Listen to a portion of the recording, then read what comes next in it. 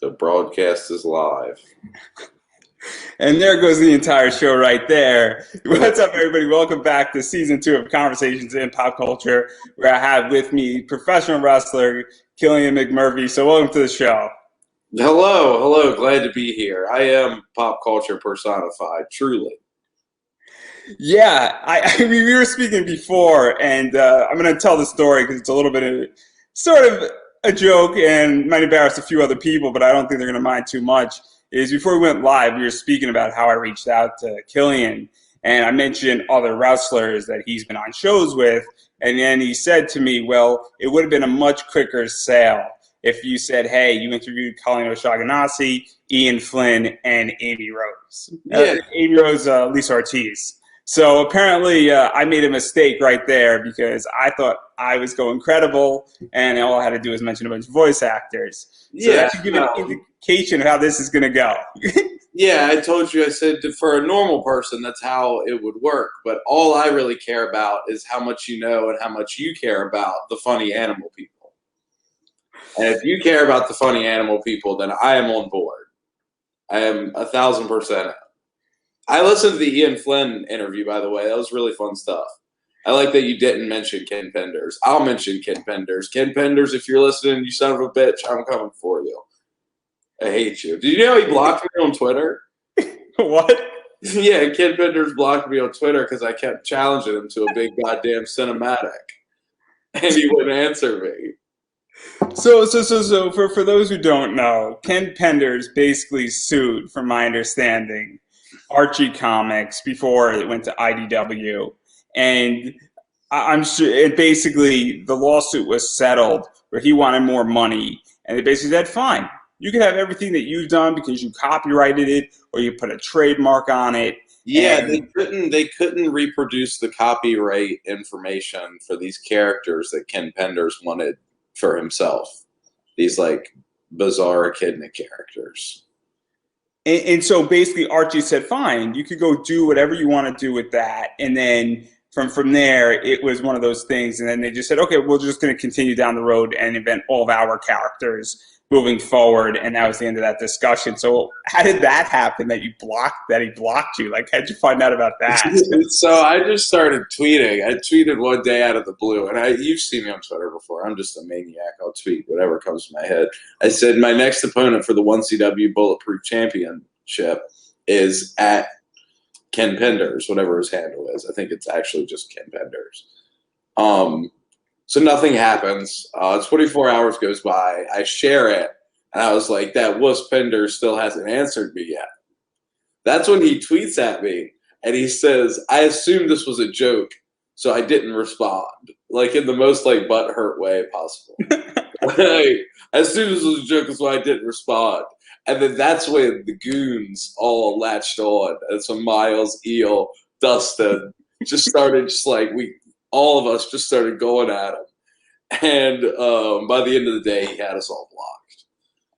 So I don't know if they're blocked, but I know that I'm blocked. So what is that like, though, for you? Because it's definitely funny. I don't know how many people were actually watching you doing that, because it would have been much funnier if you were live streaming it. Yeah. It's funny because it wasn't all wrestling fans that latched onto it. I got a few like Sonic the Hedgehog fans, and I'm always looking for more of that audience for my Twitter because honestly, like 70% of what I tweet, I mean, it's not self-promotional. It's probably about the little fuzzy blue rat that runs fast. It's funny to say I got blocked by Ken Penders. It's frustrating that he didn't like. I mean, of course, if you know anything about the guy, he's probably not going to have the sense of humor to play along. But it's kind of frustrating that he didn't like see actor, professional wrestler in my profile and be like, okay, this guy's like not actually trying to beat the shit out of me. And my favorite quote from the whole thing is it's a Sonic Forces quote that I changed to fit the situation. I said, Green Hill Zone is looking more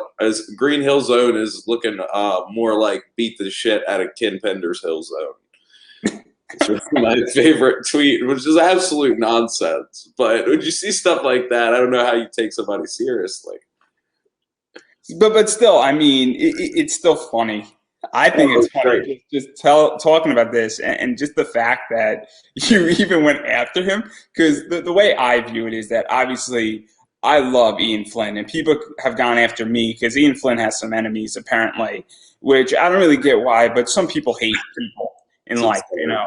So it's technically no matter who you run into, 1% will hate you indefinitely for no reason and want to burn down the hospital you were born in with you in it. So having said that, for the most part though, people don't hate people. So even the fact that you went after him is just funny in of itself because he's so Yeah. irrelevant now too.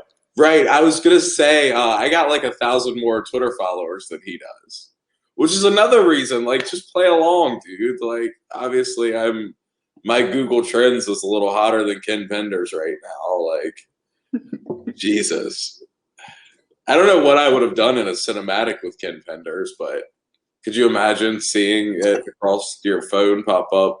Killian McMurphy versus Ken Penders for the 1CW Bulletproof Championship. Oh, that would have been great because Yeah. I've actually enjoyed what you've done with that. Because Thank we're you. going to get into wrestling a little bit, and I We don't probably have to. We really don't. I don't want to. We could talk about the cinematics, and I guess we could talk about how I want to beat up Erica Lee, but I don't have much to say. I got a lot to say about Ken Penders. So I think the Bulletproof title is brilliant. I think the concept of cinematic wrestling is brilliant as well. And so where did that idea come from? Obviously, you and Eel O'Neill are having a lot of fun with it. You know, Big Dust obviously is having a lot of fun with it. And I think some of the stuff like running out of gas, getting paid in beans. And I just think that entire thing is great because I think it adds a level of humor to wrestling that has been long gone, but in a sophisticated way. And so, what is that like for you to be getting to do all that stuff? And because I feel like you're now getting really hot. Yeah, I had like 6 years of questions that we just legitimately threw out the window. But like, I feel Like, that I don't want to answer how I got my start. I don't give a shit about that. Don't ask me the same questions everybody else asks me. I'm not going to. I threw it out the window, clearly. Rock and roll. I love it. Throw them all out the window. It's beautiful. Well, we started with the cinematic matches. I mean, it'd be silly not to say that we didn't steal the idea from WWE. I mean, the first, I don't really watch wrestling too much anymore, but like the Boneyard match was like the first big cinematic. I mean, I guess it really goes back to like Final Deletion, right? When you think Mm-hmm. about it, like that was the first cinematic. But as far as like the current state of things, cinematic, the one that everyone I think goes back to is The the Boneyard. Boneyard and then the AEW match with the inner circle essentially versus Matt Hardy and the Young Bucks and Adam Page and that entire thing, which is sort of perfected I think in many ways. Yeah, they did like a Final Deletion thing there too. They just did a stadium match Oh, that's dope. essentially that was like Oh, massive. is that the shit where he got run over? Yeah, and then like Adam Okay. Yeah, no, that was was riding a horse and stuff. It was a crazy match. It was. yeah, no, that's super dope. That's super dope. Um, but then you see a lot of like indie guys try to do their own version of cinematic wrestling, and not to shit on anybody, but a lot of times it's not good. Like they linger on shots too long. The scripting is poor, the editing's poor, the sound mixing's poor. Like a lot of the times it can go way too long, and we've made mistakes in the big goddamn cinematics. I'm not gonna lie, we've rushed out some stuff when we shouldn't have, but overall, I just think it blows out any other indie wrestling cinematic content that's going out, even on a lot of these like big streaming services. Yeah, and I love there's a title. I love the fact that, I think it's done right, where I don't think it's too serious, if that makes any sense. Oh yeah, we're having a super fun time with it. I mean, there's a serious element to my character. Sure, that like Killian McMurphy can get serious. Like if you watch my Super 8 promo, it's like more intense. I feel like I have to bring that to the Super 8, it being what it is. But having fun and like laughing and writing a stupid script with like there's a lot of people that you don't see pop up on the big goddamn cinematics that put a lot of work in, behind the scenes as far as like writing and camera work and stuff like that. Like Miles Millennium and Nelson Bauer have been two absolutely essential parts of this project, and they pop up here and there in minor roles, but they've been more or less involved with every single one of these in a like huge fashion. And just working with my friends and laughing with my friends and coming up with stupid bits where we make Phil Stamper explode with an egg, stupid shit like that. We talk about 40, like we have a 45-minute podcast where it's completely non-confrontational and we call it a title defense. So, very inappropriate things are discussed. And I think that's the whole point, though, is that you're now expanding just beyond being in a ring. And that given the current situation with COVID and all that stuff, I think it's great. And I think the fact that you're doing it on such a cheap budget, in what is considered to be cheap, for lack of a better word, and you're doing it in such a free way is what's making it work. And the fact that a lot of this stuff is on YouTube also, where it's super accessible. And this is what I mean, where it's like, you know, I'm not going to go through your entire wrestling history, but I feel that like the last 3 years that you've been hotter than anything. And this is sort of like, I feel like the start of the mountain for you and like the peak of it, where it's like now I feel like everybody's getting it in many ways. And this is one of the things that's driven that and sort of turned that gear a little bit. Yeah, I feel like it showed a new side of me, and I think the people that were close to me knew that I was capable of producing content like that, but I don't think anybody in professional wrestling knew that I had this side of me, and I think we'll probably talk about Leapfrog between this and Leapfrog, particularly the Halloween episode. I feel like really was a coming out party for me as far as showing off my acting ability in a way. Like, yeah, I can wrestle, like I hit hard. That's cool, whatever. I'm never going to be as good as wrestler as like Cheeseburger. You know what I mean? I'm never going to do fancy stuff like Cheeseburger, but like, God, if I can't make you laugh or make you believe, you know what I mean? And I think that's what people are finding out in the last 2 or 3 years. So I'm going to challenge you on the Leapfrog thing a little bit, because I think this started coming out in Flying V. Oh, yeah. I think Flying V and head of the class, obviously with Logan, Eel O'Neill, Alan Clayball, I think Sage Phillips also in many ways. And I feel that, you know, that's really where a lot of this acting stuff started coming out, where obviously Flying V is a theater. They're not a wrestling company. They are a theater company that has wrestling. That's how I view that. No, that's absolutely what they could disagree. People can disagree with me. And I thought that was really the turning point in many ways. It was also your introduction into Beyond, where you were going up to Beyond, and that's another cool thing that happened. So what was that like? Because I know that, I don't know how old you are, but I know that Logan is older than I think he's the oldest in the group, and Logan's been on.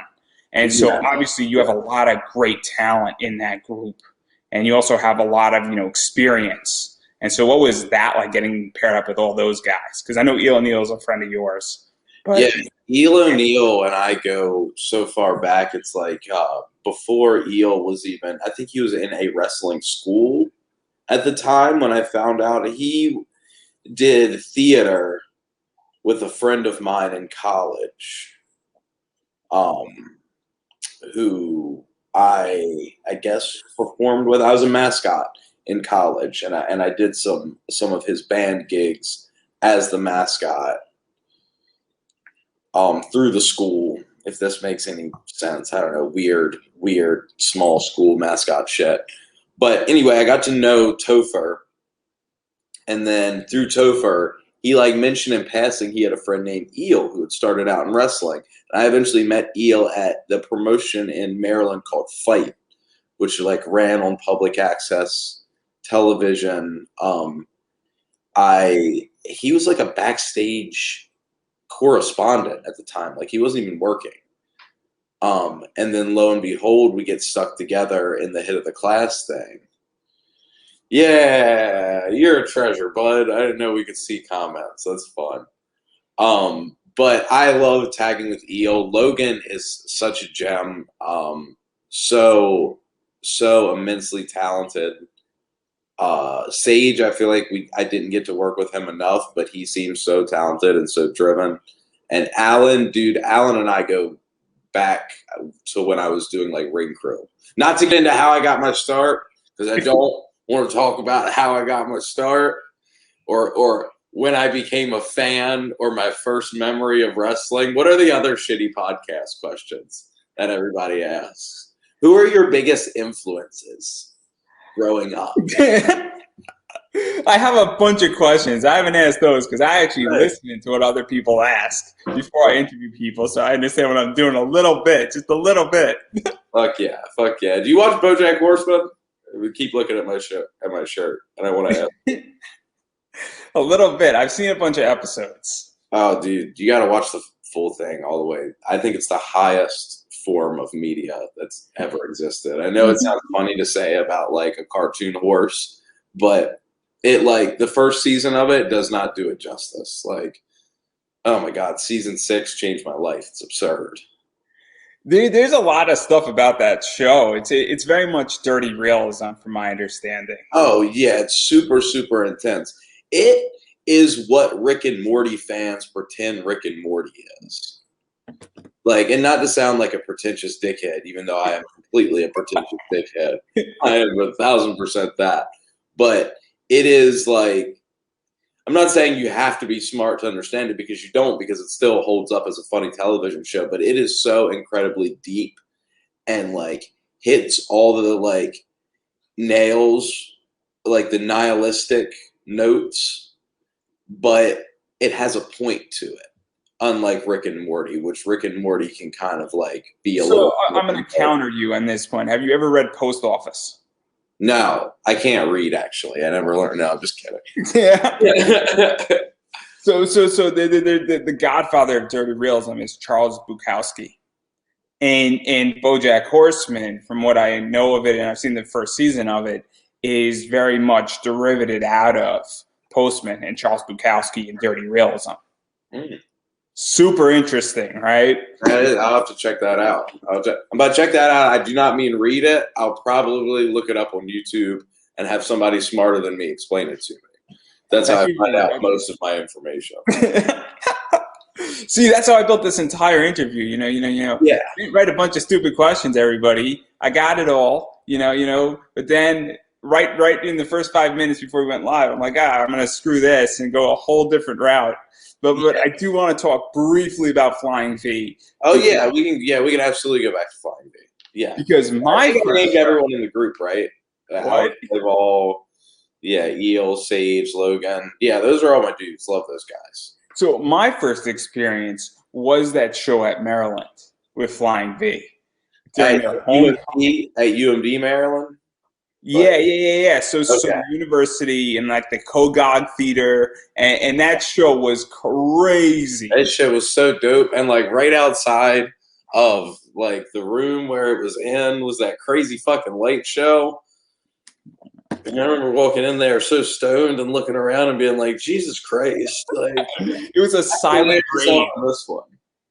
It was the craziest thing, and that show was completely free. It was wild. And then I know Bryce did a seminar, and I attended for non-wrestlers. That was cool. Oh, cool. Yeah, that was. I think Topher was in that. I was just talking about him. The like short, heavy-set dude. I think he's lost weight since then. I think his leg was broken at the time. I don't know. My legs were more or less messed up too. So I mean, it is the non-wrestler section. So clear that's why we were all there. It was awesome. There was cookies and soda and candy. It's a crazy seminar that was super enjoyable. And Bryce is one of the smartest people in wrestling, hands down. Yeah, he's great. But even going further off of Flying V, because one of the things that you got to be a part of is that you got to wrestle Anthony Green in a 5-on-5 match. And I know Icarus was there, and obviously there was a lot of cool stuff that was going on with all throughout Flying V as head of the class. So what was that entire experience like? Because you sort of got sidetracked a little bit, but I think that, as I stated, was your turning point, getting noticed and discovered and really breaking out. Yeah, yeah. I had wrestled Anthony Green at Pro Wrestling Magic about a year before that, and he's always super easy to work with. But like I said, anytime I get to work with like Logan and Eel, especially, and Alan, really, like anytime I get to work with those guys, like those are my boys. Like they couldn't have stuck me with a better group of anybody on that roster. Like I wouldn't really rather have anybody. And the fact that I keep being able to work with Eel, on like as a member of the Goons, which that's just happened by happenstance. He tripped and fell, and I think he replaced somebody last minute. He happened to have a negative COVID test, so he was able to get cleared to get on the Leapfrog show. And Levin looked at me and was like, "Are you cool with Eel O'Neill like being in the group?" And I was like, "Dude, like of all the people that aren't in the group right now, I mean, he would be like the one I would fucking add." And I know that there's like 8 people in there now, and I don't even care. Keep adding them. And since we're on the topic, actually before we get to that, so obviously one of the things that I love about Head of the Class is that I love the fact that it's a heel group and that you're all bad guys, you're all equally bad in it, and that you really are the enemy of Flying V collectively. And I think you personify, and I feel like you step into that so well. And everybody, I also feel like it's sort of not, your typical bad guy group, where I don't feel like any of you are going to betray the other in that group as well. And so that's why I like this entire, stable and this entire group, is because I feel like it works so perfectly. And I find in wrestling that is so rare at this point. For sure. Go to Sonic the Hedgehog here, but definitely Rouge the Bat is not on Head of the Class level here. With the loyalty. The loyalty factor, yes. Yeah, I'm more like Shadow. If we're looking, if Team Dark is Head of the Class, I'm definitely Shadow, because I'm very intense, but also very confused about what's happening. And I need someone to explain to me what the fuck is going on, because I'm angry. Especially when Eel O'Neill attacks certain staff. Yeah. He's Omega. He's just hell bent on killing. Yeah, he has a horse after all. Have you seen him? He's huge. It's so bad at so many levels. We could just run through everybody in that entire roster. He was beating up just any theater kid that would even walk through. That's what I liked about that show, is I was able to get on the mic and scream about theater kids. And then Alan Clayball said he was going to go smoke a cigarette outside of the smoking campus. I fed him that line right before he went outside. I was like, you should say that you're going to smoke a cigarette. And I think that in that entire, show, that was one show, and then I think the last show of Flying V so far was that Christmas show where Warhorse was on it, and obviously that was that elimination with Anthony Green, and that entire, and it hasn't happened since, and there's supposed to be a bunch of stuff that was supposed to happen. So what has that been like? Because I think Flying V was a perfect environment where it was theater meets wrestling, and also meets like combat sports, if that makes any sense. And so what is that like that hasn't happened? I mean, it bums me out. I mean, I'm patient. I know it's coming back. We have Joey and Eel are in charge of the wrestling division. I think they're the another division of Flying V is doing something that's wrestling themed, if that makes any sense. So there's a lot of investment in professional wrestling and Flying V, so I'm not worried about it long term. And I wouldn't even say I'm frustrated by this next part. I'm more excited about this next part. And now that someone like Dustin is red hot like Dustin is, he has such a theater background that I think he might not be in Head of the Class, but he would like seamlessly fit into Flying V and the motif and the feel of Flying V. So I'm very excited for them to come back and for him to break in there, which I know it's just a matter of time before he does. Whether it's like managing Miles or something like that, there's a thousand things he can do. And the reason why I bring all this up is because one of the things that, even though Flying V hasn't, continued due to COVID and a lot of stuff going on with that, and obviously things and wrestling being shut down for 2020, there were a bunch of other opportunities that popped up. And I'm going to mention something that people have mixed feelings about, but Primetime Pro Wrestling, obviously Butch vs. Gore, I thought that entire show was really well done. Yeah. And I'm the first person to say it, and I know how it's going to sound, and people can take it. It could have gone either way. It could have been a huge success, which I believe it was, or it could have completely flopped. And I thought they did an amazing job with it. I thought the crowd was red hot with it, and I thought that a bunch of those matches were amazing. And like the scramble match was good. Your match with, I think, Angela's Lane, I think was her return, and that was very much kept under secret, and that was cool because obviously I'm a big St. Louis fan, and I'm a big Anarchy fan, and that was her return match to wrestling after, I think, breaking her neck. Yeah. And so what was that like for you? Do you know what was crazy? That would sound like such a piece of shit. I don't follow professional wrestling. I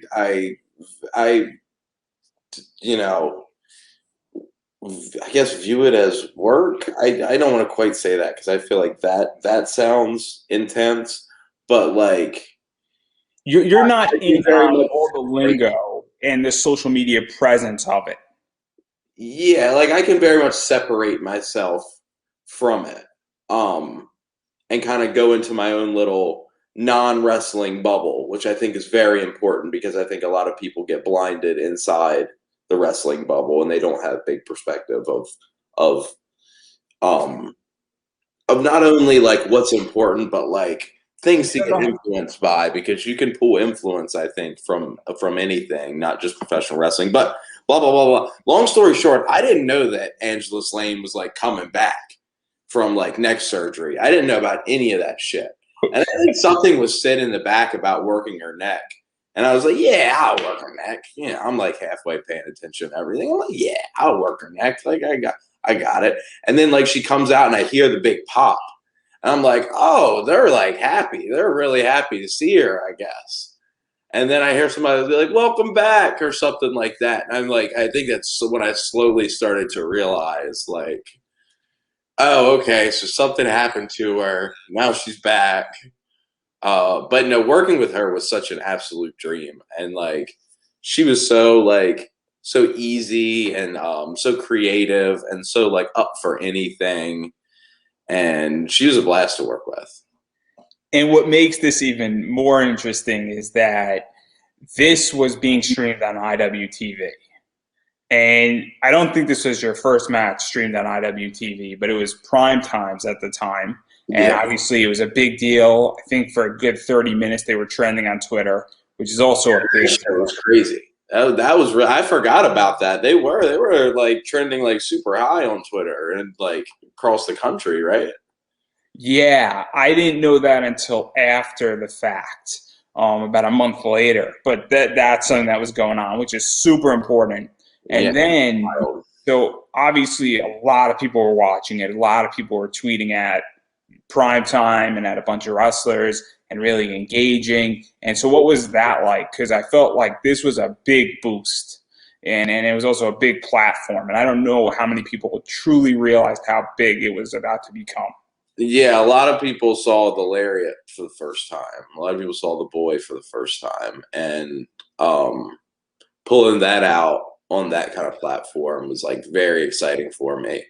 And it was very much a focal point of the match. Like I went for it a few times and missed, and then I finally hit it, and then she kicked out, and the crowd went absolutely insane. There's a clip of me hitting it, and you look in the back, and you can see Johnny Cross like jump up and down, like show like physical excitement. I love him so much. That's my fucking dude right there. But like he like you could like a piece of popcorn like physically gets like elated when he does it. So like to be able to put on a match like that with someone of her like caliber and skill level, and the buzz of her coming back, which like I said, my dumb ass had no perspective of. That's like that was huge. Like it was awesome. It's really, really fucking cool. I love that opportunity. And one of the things that I appreciated about that entire show, almost every match, there was no burying in there, meaning that obviously people win, people lose, but I felt like nobody was buried, and I didn't feel like in your match you were buried in that. I felt that you had your spot to shine, she had her spot to shine, and that it was a collectively amazing match versus being a squash fest or coming away saying, well, you know, this didn't work the right way, or this somebody got robbed or buried, or their talent didn't shine. And I think that's something that was really well booked in that match. I think it was an amazing, you know, style clash as well. Yeah, well, I'm unburiable. You're never going to be able to snuff out my obnoxiousness, no matter how hard you try. I'm always going to find a way to let it seed through somehow. So, what happened to all the comments telling me how great I am? Well, I really get 2 of those. What the hell? It's only a few people who've commented. I know they're so rude. I know, it's absurd. They're so rude. Yeah. How dare they? And then obviously talking about another cool promotion in DC, and this one was also awesome, and that was Fight Club. Oh yeah, that's great. That's great. Can't wait to get back there. That was a weird show too. It was in an art center.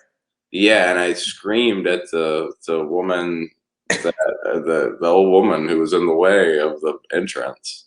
Oh, that was savage. That was savage. For the whole show. So what was that like? Because you don't watch wrestling, but ICW was on like 2 nights ago, and they wrestle all over the place. And Larry, you know, wow, I can't even think of Larry Legend. Yeah, Larry Legend. Wow, he's gonna kill me when he sees this too. Yeah. But how could I forget, right? But he was saying, like, guys, get out of the way. Like, you have to be active, you know? So that's something that I think people don't understand sometimes, is that when you're fighting all over and somebody's not moving, it's like, and there's a difference between, I forget, what was it, director Chris something? Like, he threw money in my face in that show. That's a little bit different than when you're wrestling all over the place. Like, what is that like for you when, you know, somebody's not moving out of the way and you're about to do something? Because it's a safety issue. Yeah, well, in that particular case, 1, it was a small building. She didn't have a lot of places to go, and 2, she worked for the state like commission, which I think is the funniest part of the whole thing, because they're a bunch of criminals anyway. The fact that I have to get a plastic license to fake fight in DC is the stupidest fucking thing I've ever heard in my entire life. But I've seen, and this didn't happen to me, this is a show I was at. This person in Delaware always does the spot. They grab the person, tell everybody to move, throw them in the crowd. You can't do that anymore in Delaware because that's a whole different story. I was at that show too, where the commissioner said, all right, from this point on, no more fighting in the crowd. But take it, they tell everybody to fucking move, throw them in the crowd.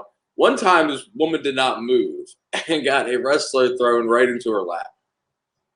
And she fell and everything. Absolutely absurd. Milford, Delaware, 2017. Legendary event. One for the ages. But getting back to the point, because it's like, you know, if you're at a wrestling show and you're not aware that, like, she definitely was not aware. She was definitely far from aware. She was aware when the guy landed on her. Yeah. That's crazy. But like, what are you supposed to do as a wrestler in that situation? Because this is like what I'm curious about. Because I was sitting at the entranceway of that entire show. And so I'm sitting there and I'm seeing it. I'm like, oh my God, please don't come to me, because I don't want to get up. I'm on crutches. So let me explain the situation on my end and seeing it my way. So I'm on crutches, and I'm like, God, please don't fucking come to me because it's gonna be such a bad situation. And I was like, oh, thank God I went that way. And then you see it, and then I'm like, is this a work? Is this like something else? Because it was confusing. That's funny. That's funny. Are you talking about when I yelled at the lady? Yeah, when you yelled at the Oh, okay, lady. that's funny. I don't know what I would have done if I had like seen your crutches. In my head, I like pick up a crutch and throw it. I don't know. When I'm in that like weird Terry Funk, like I'll do anything. I don't give a shit mode. I don't know. There's no telling what I'll do. And I didn't know that wouldn't work for the commissioner. What was going on through my head is like this person doesn't want to move. She's an elderly woman. I can yell at her, and everybody will hate me for it. You made great. It made you so over. Yeah, it was like the first thing I did in DC, I think. Yeah, it was like it made you so over and so like, oh my God, this guy is such a bad guy. This guy is the enemy. Like now you have to boo, and now you want his opponent to kill him. It was brilliant. Yeah, I just don't give a shit. And also, it was just such a weird entire environment. Nyla Rose was there apparently, and that was cool. And then O'Shea showed up as well, and he wasn't supposed to be on that card. He just got a random call. Like that entire show was wild, and there was no like barricade either. No barricade. No barricade. The whole environment of that show was absolutely fantastic. That's one of the most fun I've had on the show in a long time. I mean, what was that, February? It was like a year ago today. Yeah, it was like a year ago, and then it was just an awesome show collectively, and it was like the way I describe it is that it shouldn't have happened the way it happened, and it did, and in the environment, and it was awesome because who has a wrestling show in an art exhibit? Yeah, it was super intimate, super packed in there, super loud. I loved it. It got really good heat. Oh, it was so good. It was so good. And I was late to the show though, and then the damn commission, that takes 45 minutes. They have to like check your heart rate and this, that, and the other, and like, I'm glad I yelled at him. I'm glad I yelled at him. It's so bad. You're never ever gonna wrestle in DC again. The right year ago. I did. A couple weeks later, I wrestled for Prime Time. And I was afraid going in there. I was like, I'm gonna see that woman. She's gonna get on me. I don't know. They got decent traction on Twitter. Everybody seemed to like it, so I was excited about it. It was an amazing moment, and I think it should be in like your highlight reel. Just the first thing everybody sees. Just the first thing. And having said all that, let's talk about Camp Leapfrog because that's what I think everybody knows you from, and starting to know you from. Obviously, was the Halloween, or Fright, whatever the Camp Leapfrog was called. Was that your first match, or did you do something with them before? I wrestled Violence on the first show in the no ring deathmatch deal, which is different the way they define it. But anyhow. Yeah. I got waterboarded, and it was the most Camp Leapfrog a no ring deathmatch could possibly be, with appearances by Dustin and Miles. I got waterboarded with a hose. I went through a door. I guess that's pretty typical. Well, they do things their way, and I love Chris. Chris has been on this show, and Chris is also super smart at wrestling, and he knows what he's doing. And Sam is good too, and what she does it's amazing. And then even going further off of that, though, because where I think you started to shine was that Brad Rush match. Yeah. I loved working with Brad. That was crazy. That match. Obviously, the goons came out. There was a coffin involved, and it was like late at like dusk, and it was like becoming dark.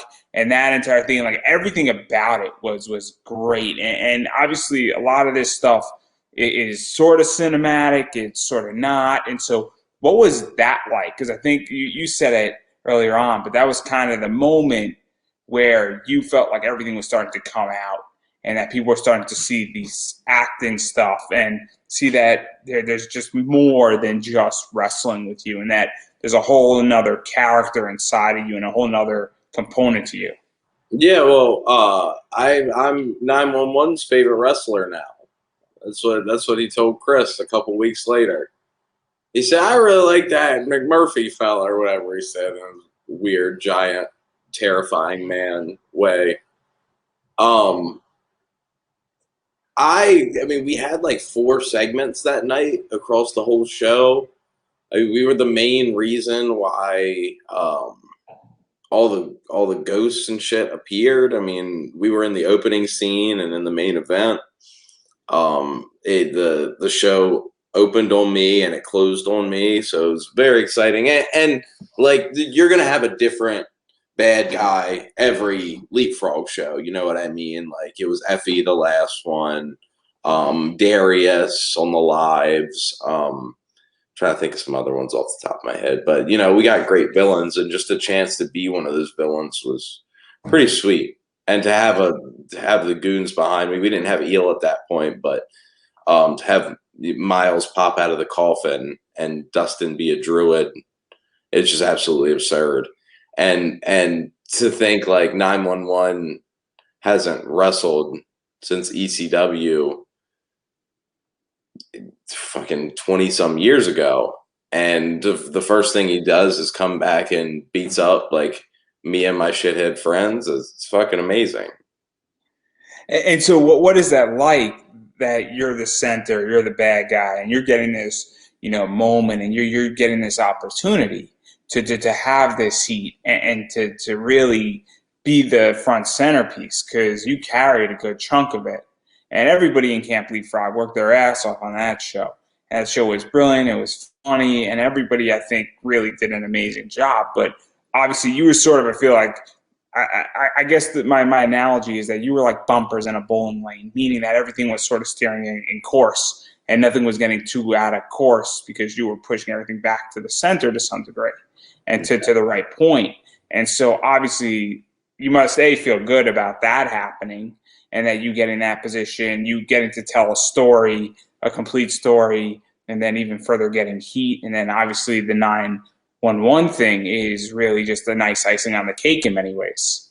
Yeah, I mean, absolutely. I mean, it's long overdue. I should be the catalyst and the main protagonist of every story, but it's absolutely amazing. And you really hit the nail on the head there when you say tell a complete story, because that's not found on the indies these days. Like everybody, one, fans don't remember shit month to month.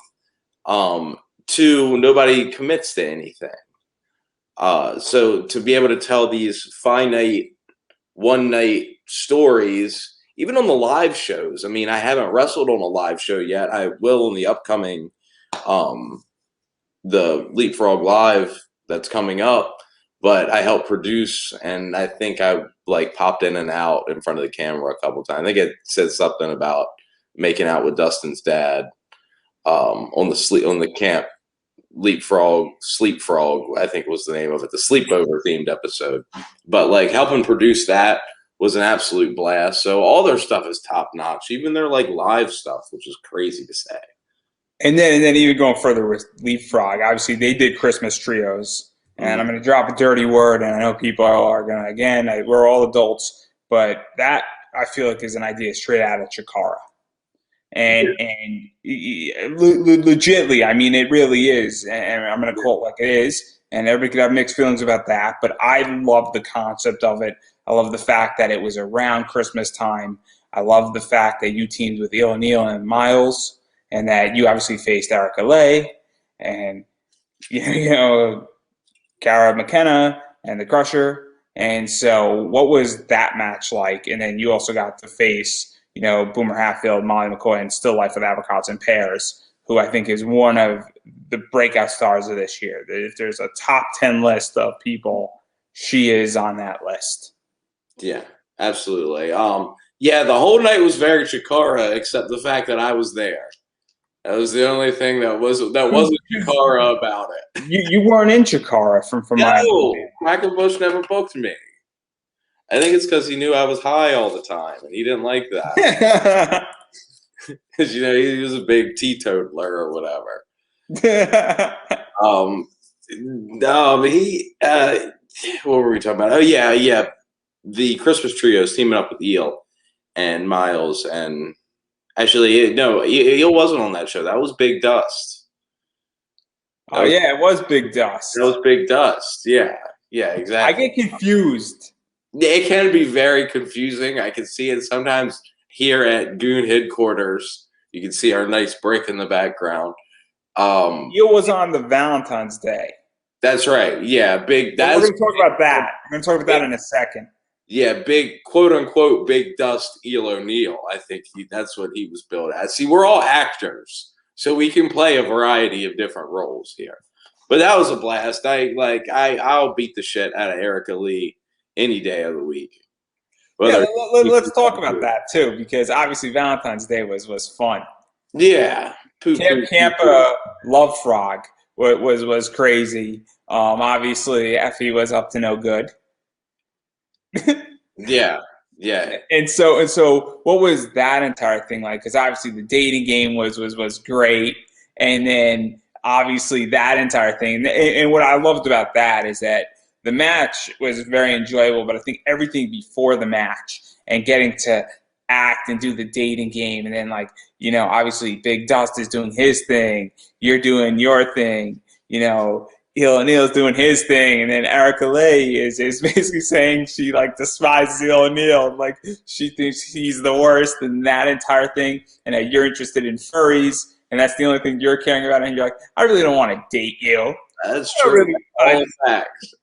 And that entire thing, because what was funny about that is that I think every guy has been in that situation of just saying, right, where you're trying to tell a chick that you're a furry and they won't listen. Yes, Andrew, we've all been there before. You are preaching to the choir. Let's bring Ian Flynn back on. There, we all know. I know. They didn't show it, but I had my tail on too. That was just out of frame. That was the problem. And she snatched it off when she was beating me up before we got that other angle. No, that was so much fun to Dustin and I actually wrote and directed that segment. Because you played a big part in that, and I know that there was an end credit as well for that, which is also very cool when you're getting to play a part in that and be in that role, because you do get to see wrestling differently at that point. Yeah, no, absolutely, and we're a couple of people that we just see wrestling differently, period. And the fact that IWTV is seeing that, and we actually have another segment for Pizza Party Wrestling coming up. I don't know if we're going to be a surprise. I hope I'm not ruining anything.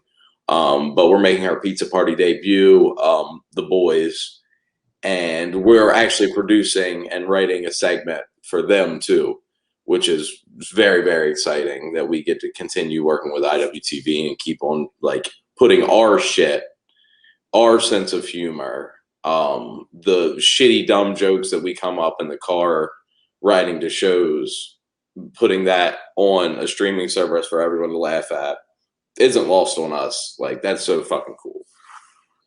Yeah, and even talk about Erica Lay and all that stuff, because obviously the Cybernetico 9-man versus 9-man match, that was crazy. A very good professional wrestling team versus the best campers, and that was a cool match. And I think Erica bested you on that one as well, which means that it's long from over. I pinned her little sexy piggy man. Did you see that? I cocked him right across his little piggy snout with the boy and pinned him. For kicking Dustin, I probably would have taken it easy on him if he hadn't kicked Dustin right in his poor little piggy face. You think they would have bonded over being little piggies together? But even going off of that and everything that's happened, because I'm setting up a question here, I assure you. But what was that like to be on Fight Forever? Because obviously that was also a very cool moment in wrestling where it was 24 hours I have never told this story. That morning, about 30 minutes before, apparently the cops knocked on my door because I accidentally called the police on myself because I was up all night and then miraculously I was trying to open up my phone and I hit the emergency button on my iPhone. So 30 minutes before I'm watching Camp Leapfrog, a cop is asking me if I'm okay. So that's my entire Fight Forever story. That's funny. The cop should have came to the building, to be honest with you. It was a blast. Like, it was weird waking up early. Like, couldn't really sleep the night before, and waking up early to wrestle was kind of strange.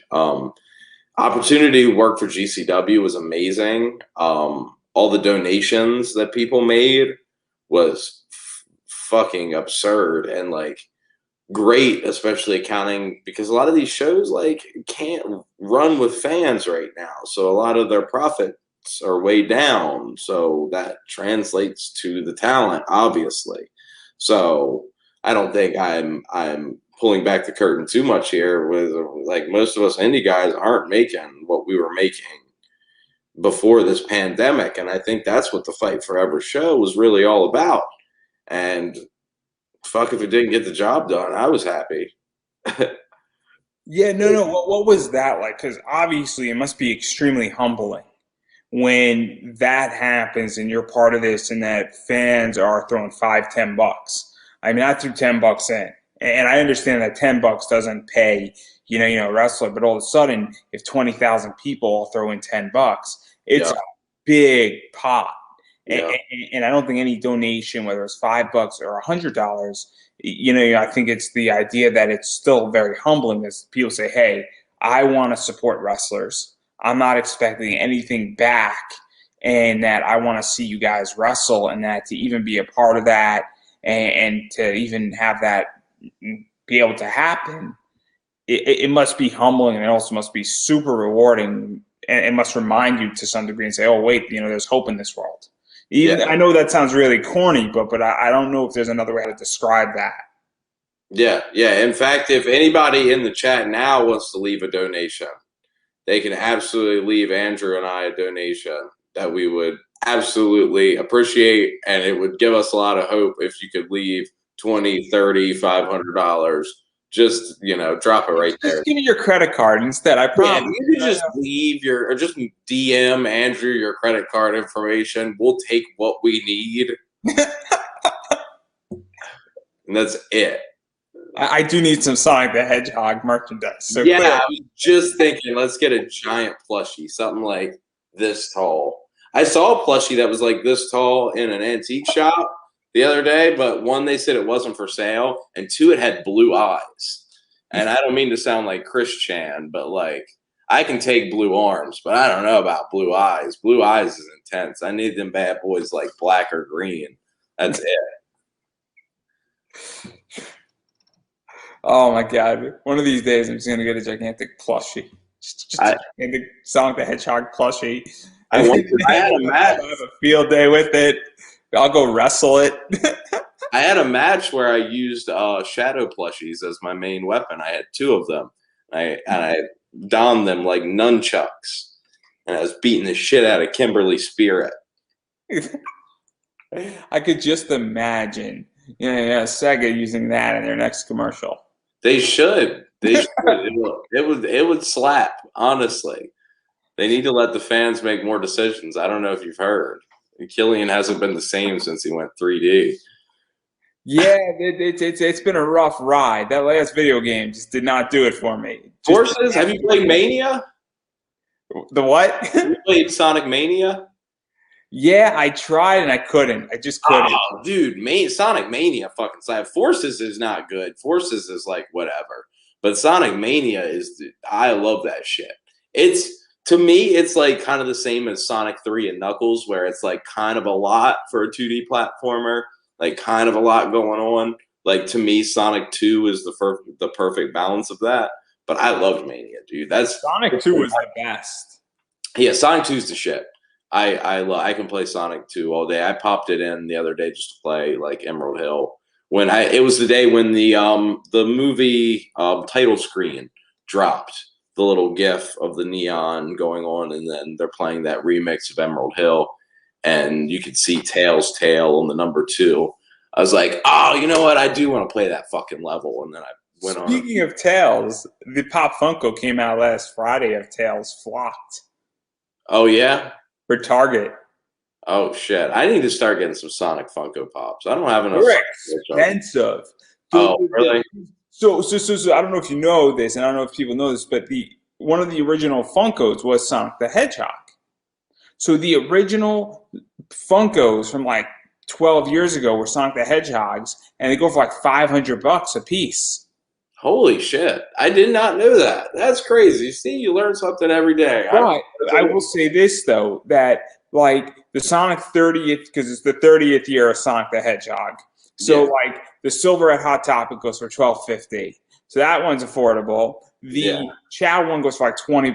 The Tails on eBay goes for like $25 now, which is crazy that it came out on Friday, but it's still affordable in many ways if you would like it. I think I'm gonna get the Chow one. I'm a Sonic Adventure 2 fan through and through. I think I want to get that little Chow guy. The designer of the Chow, the original creator of the Chows, was like shitting on them. I don't know if she was shitting on them, but she was just stating, I guess the reason why they haven't come back is because they're so hard to make merch of. Because she specifically cited the little ball on the top of their head, and I'm like, yeah, but you just make it connect. Like, it doesn't look that weird if it connects. It doesn't have to float. I know it looks a little different, but it's not that hard. No, I think they're making excuses. I think, I don't know. It's tough to say why they haven't brought it back, right? Like, I think after Sonic DX and Sonic Adventure 2, they just don't want to do it. They said for Heroes it was a pacing thing, which I understood because Heroes was so quick. But and especially when you had to replay it like a few times to do it, which I think is a stupid format to begin with. But like, I don't think there was like, it should have been an 06. Like, should have had one in Generations. Like, maybe not in Forces because the whole like save the world feel. But like, there's so many places you could have put the Chow Garden in. Just fingers crossed. I laid this out on a podcast the other day. You know how they did the Spyro Reignited trilogy? Yeah. And they did the Crash Bandicoot. They do that with Sonic Adventure, and then they seamlessly flow into a Sonic Adventure 3. Like, how simple, how straightforward is that? Like, you've seen it work twice.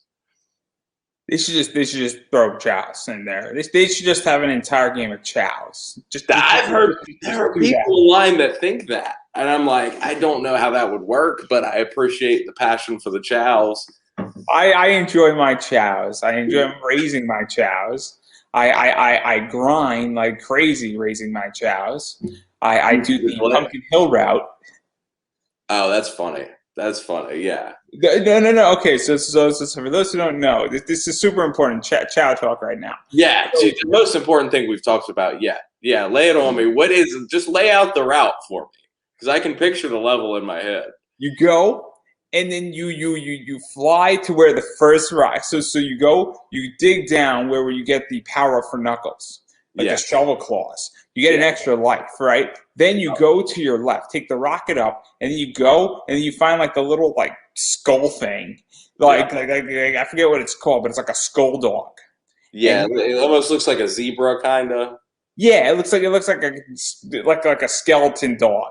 Yeah. Then you go, you pause the game, you restart, and you just repeat until you have all 10. Then you go to the Chow Garden, because what it does is that it doesn't. There's 3 other animals or 2 other animals. There's the dragon and then the unicorn that don't. Oh, and the phoenix. There's 4 animals that don't take away from your Chow stats. Right. Yep. Animal thing, when you give it to your Chow, allows it to put things on their head. Yep. I was going to bring that up. That's the one that lets you wear hats. And what it also does is that supposedly it allows you to raise the luck of your Chow. Huh. Okay, I did not know that about that little. So I don't know if that's on the Xbox port, because I played my Sonic Adventure 2, the remake on the GameCube originally, and then I just recently bought it 6 months ago, and I plowed through it in like a week on my Xbox. Dude, it's a great game, dude. It's so easy to plow through. And so super fun game. But then what wound up happening is that, and then I did that with my Hero Chow. I beat everything with the Hero Chow, and now I'm working on my Dark Chow, and I'm just doing it again. I'm just legitimately grinding it out. And then my favorite thing is you give I forgot what animal allows your chow not to have legs, but it's awesome. And then also the skull chow. Anything you want removed from your chow, the skull thing he does that too. So that's how you do it. That's how you do it. One at a time, it'll pop away your little weird animal parts. I think it's the ghost. I think there's a little ghost guy, like some kind of ghost that takes share. Maybe like it's a bat or so. It's something spooky that takes your leg. It's in Eggman's levels. Yeah. I what it is. I know all about this. I love the chow. The chow garden is so complicated too. It's so absurdly complicated. Like I could never imagine. Like it frustrates me enough having to get the right distance to be able to do the glitch with the drives. I gave up on that. I don't even know how you raise them by not doing that glitch because oh my god. You have to grind so much. You probably did that Pumpkin Hill shit a million times. I think it did it like 17 times. Holy fuck. but what's crazy about it is that it took me maybe 45 minutes. That's crazy. I'm fast. I mean, I'm fast. This isn't rocket scientist. Or the other way you do it, if you don't want to do it the glitch way, because I'm super lazy, is that what you do is that you play like what is it, Route 202 or Route like 23 with tails? Yeah.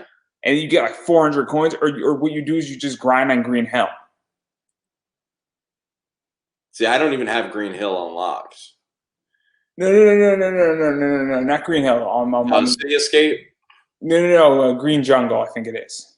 Oh, yeah. And you grind on that, and you do it the way you're supposed to do it, which is get an extra 100 coins. Yeah. And I love White Jungle. The White Jungle song really slaps. That's the second Shadow level, I think. Yeah, because White Jungle is, it has to be. And then that's when you get the "You're a faker" speech. I'll show you who the real hedgehog is, which is like some of the greatest like dialogue in the history of the franchise, honestly. What is Shadow's first appearance in that game? You know that? Well, technically it's the menu in battle, but technically, but what level does Shadow first appear in? Oh, Radical Highway. No, Shadow first appears in the boss battle after City Escape. Oh yeah. If you're in the cockpit. If you're playing Hero. You're playing Hero, he's in the cockpit. I was thinking when's the first time you play with him? Oh yeah, I'm sorry. No, you're about to play stuff, right? Wild Dog or what's the name of the Bigfoot. You're about to fight Bigfoot. Yeah, because it's super interesting. You could actually see him in the cockpit. It's super cool what they've done with that. That's I did not know that. That's crazy. And then it also Big was supposed to be in that game. Yeah, well technically he is. He's all over the place. So he's in half the levels and the other half he's not because they got lazy to take him out. That's funny as shit. I love when he's just like obnoxiously forced into like when you're fighting the shitty character battle between Shadow and Sonic, and he's just like in a cage beneath the stage for some reason. Like it just put in there. Like you guys did not have another spot for Big the Cat. Just don't put him in there. My favorite position Big is in Tails' prison lane, where he's in like a jail cell, and I'm just like dying with laughter because it's like because you rescue Avy, you rescue Sonic, you don't rescue Big. And dude, that means Big dies. Yeah, the whole island explodes, so Big is canonically fucking dead. But he's a cat, so he has 9 other lives, or 8 other lives. Came back in that abomination that is Sonic Heroes. which Sonic Heroes is a train wreck. I am not a fan. I said this on a podcast the other day. If you said you have 30 minutes to play a video game, do you want to play Shadow the Hedgehog or do you want to play Sonic Heroes? I'm gonna go Shadow the Hedgehog because I think it's fun to shoot as a funny animal person. Like that was entertaining to me. I would rather beat Heroes if you're like, okay, you got to play this game for the next month, like in your free time. I'm gonna pick Heroes. Like I'm not a maniac, but they're not as far removed as like people think. Like LS Mark, the YouTuber, is like besides Cybershell, who I think's the king. Like LS Mark's my favorite Sonic tuber by far. But the fact that I agree with him on so much, but he just like loves Sonic Heroes, I can't wrap my head around why anybody loves the like, slippery, controlled mess of a game. See, I was fortunate enough that I got to borrow Sonic Heroes from my friend back in the day, so I didn't have to pay for it. And so it was enjoyable, but I would not want to buy. No, it's like got very pretty levels. Not crazy about the level design, but like aesthetically, the levels are great, and the music fucking slaps. Well, I mean, what is it like? Crush 40? Yeah, well, Crush 40 did the intro, but a lot of like Seaside Hill, a lot of those levels, I think Rail Canyon, off the top of my head. The very few tracks are weak. Like Bingo Highway is not good to me, but I just kind of hate that level in general. But I've played Heroes recently. I don't know if you can tell. I've played all of them recently. Oh man, I legitimately like the last Sonic game I played is Adventure 2 because that's the only one you need to fuck play, dude. That's the best. That's the best. Sonic that and Sonic 2. I mean, Adventure 2 was just amazing and everything it's accomplished. You know, obviously Shadow the Hedgehog. Obviously, I love Shadow. Yeah. And I just think it's so interesting. We are so far off of wrestling because there's 2 more things I want to talk about that are super important. Good. So obviously the Cassandra Cup is coming up, and that's a big deal in a lot of ways. So, and that's an 8-person tournament, and so that's super big. What's going on with that? And I'm going to take a leap of faith. I know it's coming out on the 28th. So far, I'm right on that, right?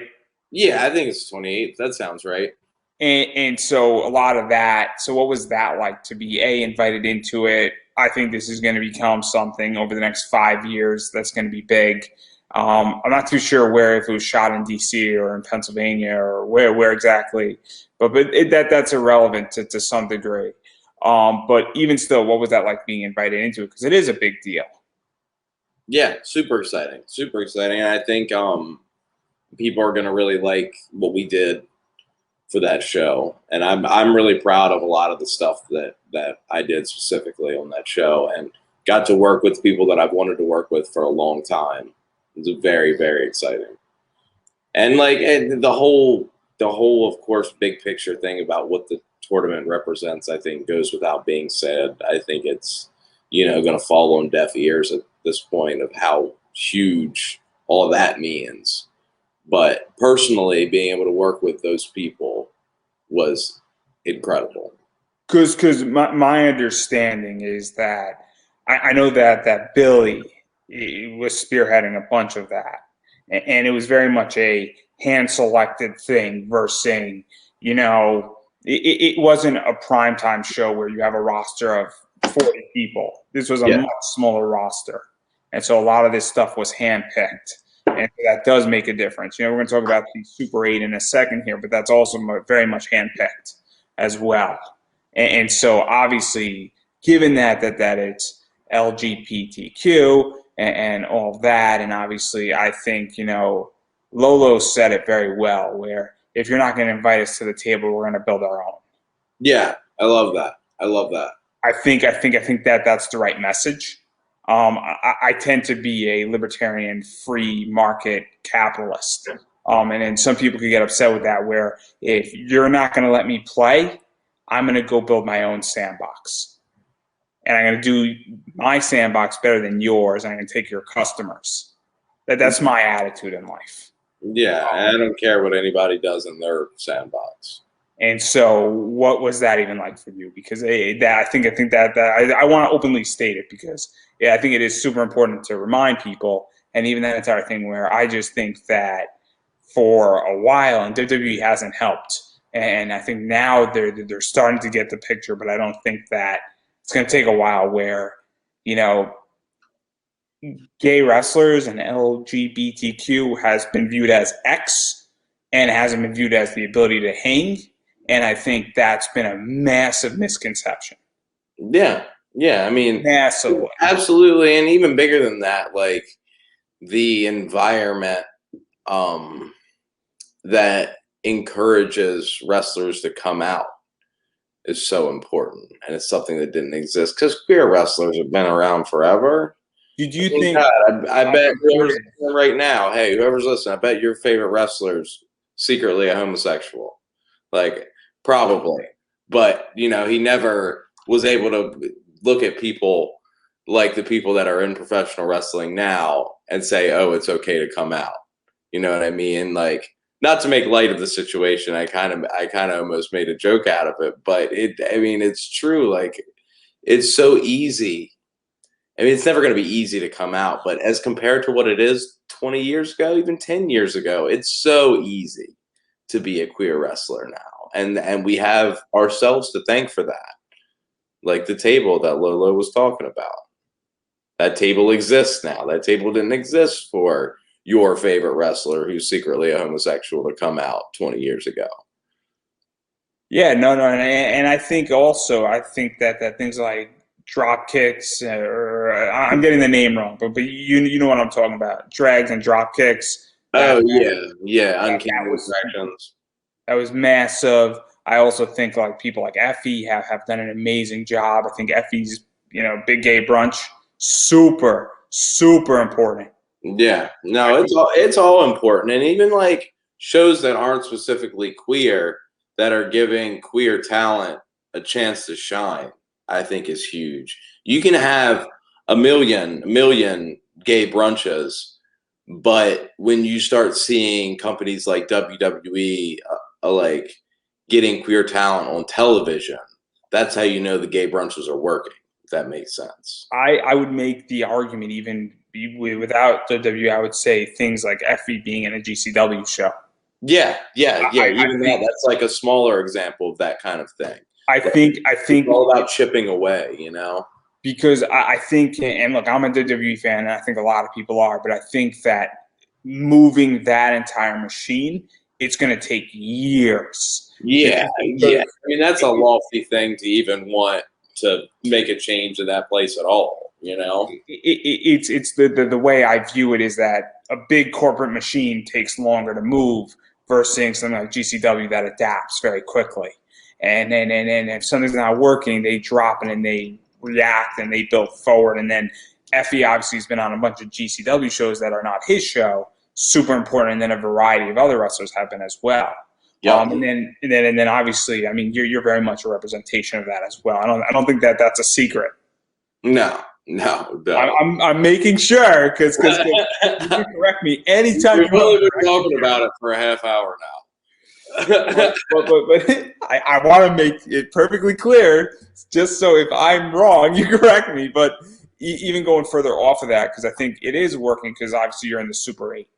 Yeah. And I know that you've wrestled for them in that promotion, ECWA, before, early on.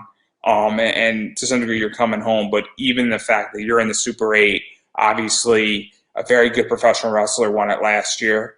And he is great. And Chris Levin put it perfectly, saying they were lucky to have him. And I think I'm going to say the same thing about you with them. They're lucky to have you. I think they're lucky to have, a lot of the talent there. Timmy Lou Retton, for example.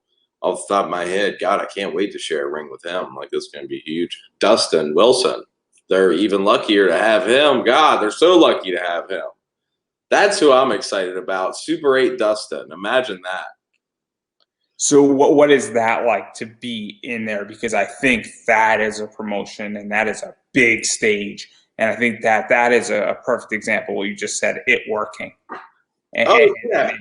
that's something that's big. And this is something that I kind of want to peek at because I do think that this is a lot of, I mean, I had legitimately like 6 pages of questions, all for this one question built purposely. And I'm very disclosing that because this is the moment I feel for you.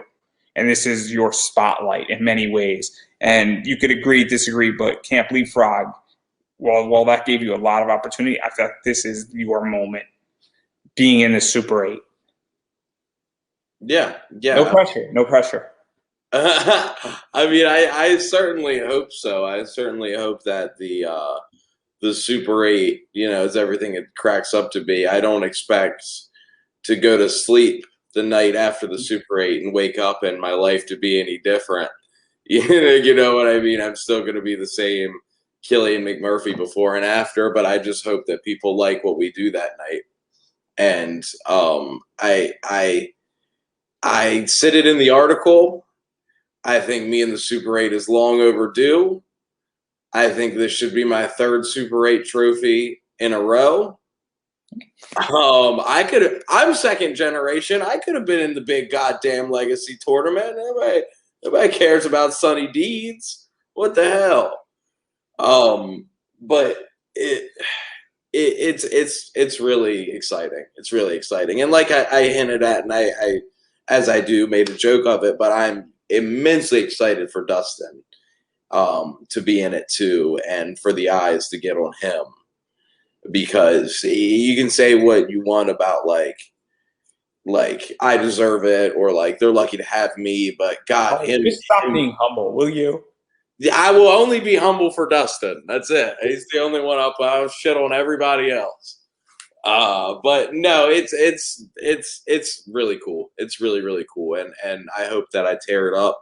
I hope I win it all, take it home, and break the trophy on Instagram Live just to get people talking. I don't know. I'll do something. If you win, are you going to kick everybody out of the ring and follow the president, a very good professional wrestler, set? Is that what he did? He just like stood there? He refused to shake anybody's hand. I love that. That's great. I congratulated him personally for it too. That's funny shit. That's funny shit. I'll have to do something ridiculous now. I definitely won't be winning it. See, I know your intention is to come out to a new song every single round. Yeah. That's what my goal is. So do you have your song track publicly readily available? Yeah. I'll go over it. I don't give a shit. So the first one's gonna be "I Am All of Me," which is what my normal entrance music. It's the theme from Shadow the Hedgehog. And then after that is going to be Night of the Wind from Sonic and the Black Knight, which isn't like the best video game, but that song fucking slaps and makes great entrance music. And then of course the championship, if I'm lucky enough to make it that far, we're going with Live and Learn. So it's like all Crush 40. We're going to end with the big Sonic Adventure 2 finale. I'm going to beat the Bio Lizard in the finals of the Super 8. And are you going to turn yellow in the process? I'm going to turn yellow. I'm going to scream Maria as loud as I can. Do you have a bunch of rings ready to throw? yeah, Dustin has them on him. Just throw 100, you collect them, and then... and then I literally just throw them at people, and they just hit them. And then it was like, ow, that sucks. Yeah. You know that should be your gimmick now, right? Yo, dude, I got Sonic related stuff on the way. As far as like relating it to in-ring work, which is very exciting. I that's one thing I will keep close to my chest. I do have some cool Sonic related stuff coming. I have the Sonic T-shirt in my Pro Wrestling Tees store. People want to pick that bad boy up, but I got some other cool stuff that's coming. It's gonna, I think, really people are gonna be really excited about. Well, I'll disclose this because I was telling my friend this joke about a week ago, and I said if I ever become a professional wrestler, and I know how it's gonna sound, but I really don't care how this is gonna sound because I'm gonna get shit for it. I was gonna have red like trunks that go all the way down, and on one side I'm gonna have Knuckles, and on the other I'm gonna have Rouge. And right in my crotch area, there's gonna be a Mastered Emerald, and they're gonna be reaching for it.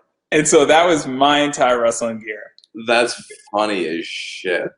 I would have liked it. I don't know if anybody else would have liked it, but I would have thought that was hilarious. I love it. I thought it was You got to come out to Unknown for Mimi. You have to at that point. I have to come out to what? Unknown for Mimi is his Sonic Adventure theme song, that like shitty rap song of his. Rouge, she's sexy as hell. Yeah, or that. God, I love that. You wild cat of all places. Yeah, do you know the story on that guy, 100p? I don't. Oh, dude, he's a total scumbag, piece of shit. Like, he is, like, harassed some members of the community and, like, has, like, lied about Sega paying him. And, like, very much a scumbag. I almost feel bad for constantly listening to those songs, but I still do because they fucking slap so hard. That entire song, you know, it is so brilliant across the entire concept. Yeah, he doesn't even say echidna right. He calls him an echidna. What the fuck is that? Oh, it's fucking funny. It's the best. Knuckles' music is the best. It's very, very, very, very good, and it's like fits so well, and like the lyrics are goofy, of course, but like the beat of Aquatic Mine has no reason being as good as it is. Like I love those tracks. I love those tracks, and there's a whole sub story of the person who helped 100p, the Japanese music producer, had a whole. It wasn't even headcanon because it was talked about. This inner turmoil that Knuckles was going through, where he was like paranoid that he was imagining the events of everything, of all the Sonic Adventure games. And if you listen to the lyrics, they like hint at that. And it's just a crazy, absurd thing that they put this much effort into it, and then they just threw it to this crazy maniac American dude who just rolled with it and mispronounced the name of everything. That is insane. I didn't know that. Oh yeah, there's a whole like music related canon specifically for Knuckles for SA2, and there's a cut level with a song that like gets really intense that was unfinished. Knuckles was gonna have his own snowboarding level. And that was gonna be like during the credits, you were gonna be able to play that. And there was gonna be this song that like played that got cut. It's a whole crazy thing. That is insane because I took the entire thing where, especially while canon, is that Knuckles is having like a crazy love interest. And like, yeah. And now he's really torn because he sees this really sexy. Holy shit! Did you hear that? Like, what is that? Was that her? No, that was wind. Oh, that's crazy. Oh shit! Anyway, as I was saying, like I thought it was one of those things where he's like, "Oh man, I gotta protect the Master Emeralds here," or he could have been talking about his sexual attraction. I don't know, but the fact that like Sexiest, smooth, you know, and all that stuff, but he's still attracted to her because Rouge is. If you're interested in furry animals, you know, Rouge is a pretty. Oh, she's like number one. I don't know if you've ever seen the famed YouTube video, 10 hottest female Sonic characters.